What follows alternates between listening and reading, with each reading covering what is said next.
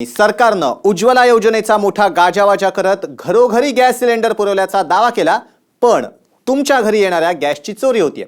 कोण करतंय तुमच्या गॅस सिलेंडरची चोरी? पाहुयात साम टीव्हीचा स्पेशल रिपोर्ट। तुमच्या गॅस सिलेंडरची होतीये चोरी।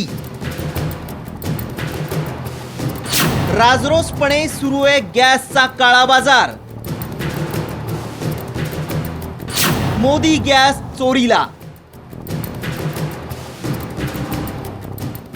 घरगुती गॅस सिलेंडर म्हणजे तुमच्या आमच्या जिव्हाळ्याचा विषय। घरातला गॅस सिलेंडर संपला की एक वेळेचं जेवण मिळणंही कठीण होतं। सिलेंडरचे दर वाढले की देशातलं राजकारणही तापतं।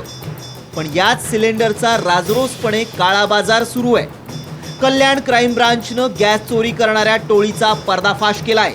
डोंबिवली पूर्वेकडील भारत गॅसच्या गोडाऊनमध्ये ही चोरी चालायची। हे चोरटे एक लोखंडी नळी लावून घरगुती सिलेंडरमधून गॅस काढायचे आणि हाच गॅस कमर्शियल सिलेंडरमध्ये भरला जायचा।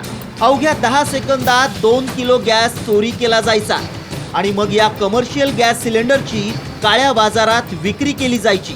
पोलिसांना याचा सुगावा लागताच त्यांनी या टोळीच्या मुसक्या आवळल्या आहेत। तुम्ही गॅस सिलेंडर खरेदी करताय तर मग वजन करून घ्या, कारण कल्याणमध्ये घडलेला प्रकार हे एक प्राथमिक उदाहरण म्हणावं लागेल।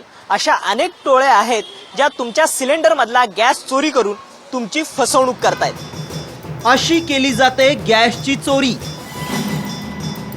भरलेला सिलेंडर आणि रिकामा सिलेंडर आडवे करून एकमेकांसमोर ठेवले जातात। त्यानंतर दोन्ही सिलेंडरच्या तोंडाला एक ट्रान्सफर डिव्हाइस लावलं जातं आणि नॉबच्या सहाय्यानं गॅस ट्रान्सफर केला जातो। तर दुसऱ्या एका पद्धतीनुसार 2 सिलेंडर एकमेकांजवळ आणून एअर प्रेशरच्या सहाय्यानं गॅस ट्रान्सफर केला जातो। कुणाच्याही लक्षात येऊ नये म्हणून केवळ 1 ते 2 किलो गॅसची चोरी केली जाते।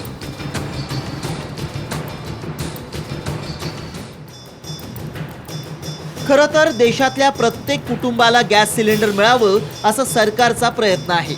अलीकडेच उज्ज्वला योजनेअंतर्गत शेकडो लोकांना घरगुती गॅस सिलेंडर दिल्याचा दावा मोदी सरकारनं केलाय। पण या सिलेंडरमधूनच गॅसची चोरी होतीये। त्यामुळे केवळ गाजावाजा करण्या इतपतच सरकारची भूमिका होती काय? गॅसची चोरी करून लोकांच्या खिशाला चाट देणाऱ्या या भुरट्या चोरांवर कडक कारवाई कधी होणार? की लोकांना गॅस दरवाढ आणि अशा चोऱ्यांचा मार निमूटपणे सहन करावा लागणार?